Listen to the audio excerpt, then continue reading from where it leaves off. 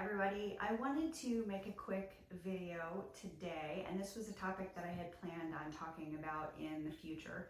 But in honor of We Are One, the YouTube online film festival starting today, and it'll play for 10 days, so it's from today until June 7th.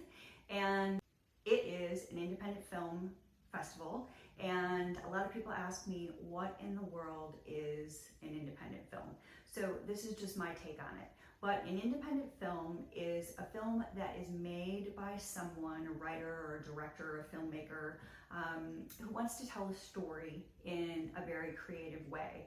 They are typically lower budget, and they focus more on the story and the character development, and they don't really rely a lot on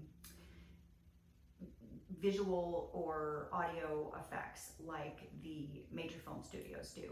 So a major film studio will decide to make a movie, and they decide who's going to star in it. They try to get the biggest stars they can, and the biggest director that they can, and the most well-known producers that they can find, and the best locations, and they put all of their time and money into launching this huge movie.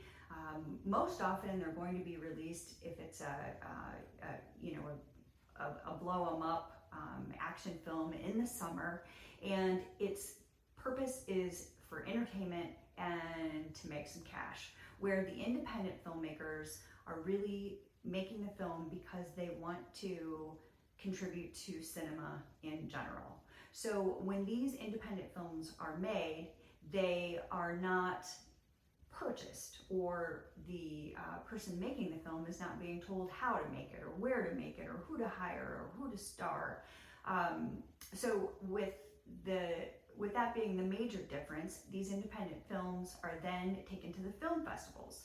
And the film festivals are primarily attended by critics, journalists, and of course the filmmakers. And they want to present their film in hopes of selling it. So they want someone to come to the festival to buy the film so that they can distribute it, and so that it can be publicly released and they can put their whole PR and marketing team behind it.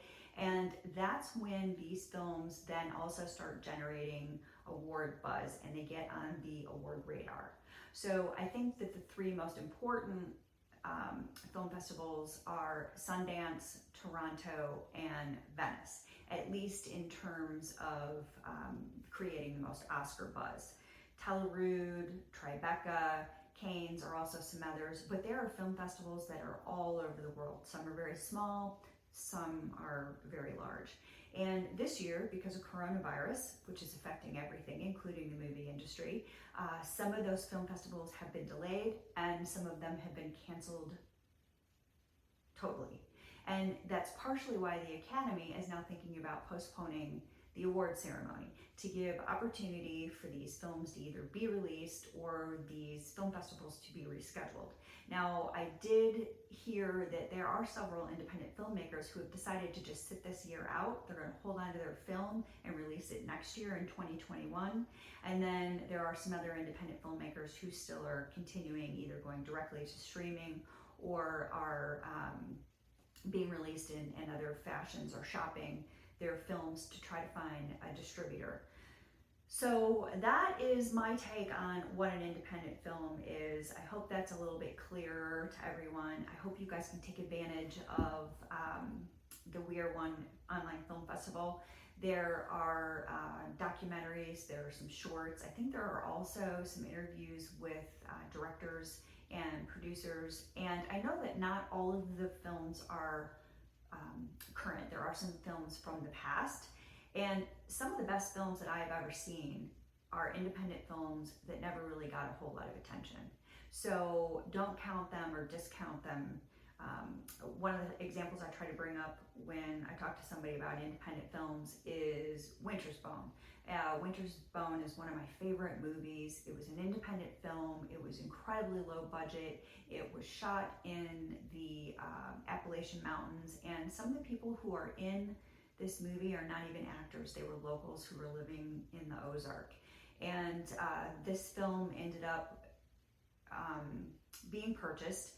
It was purchased by Roadside Attractions, and I love the story that Roadside Attractions did not end up being the highest bidder, but the filmmakers decided to go with Roadside Attractions because they felt that their relationship with them was a little bit better, and that they would pay more attention to their movie than the other larger bidder, which was a much larger studio. And it obviously turned out well for them, because Winter's Bone got a ton of awards and a lot of attention. It's one of my absolute favorite movies. I think it's super gritty and real and a surprise. I absolutely got done watching that movie and was like, holy cow, I mean, that was incredible. So if you haven't ever checked Winter's Bone out, highly, highly recommend it. And I think it's a really great example of an independent film which was made with all of the passion and the creative freedom, and then ended up being purchased by a great distributor who appreciated the project and gave it the attention that it deserved. And it ended up getting all kinds of award nominations that next awards season. So thanks so much for spending a couple of minutes with me. If you have a favorite independent film, I would love if you would comment down below so that I could check it out if I haven't seen it. And I hope you guys have a great weekend. And if you get a chance, watch some films on We Are One. Oh, I also wanted to mention that I got a free invite to HBO Max, and I checked that out today. I spent a couple of minutes looking on HBO Max. I was disappointed that there was not like a category of award-winning films.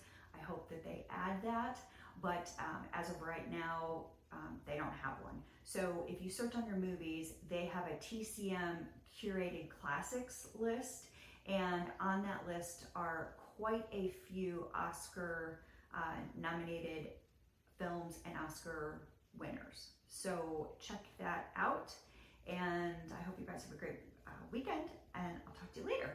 Take care. Bye-bye.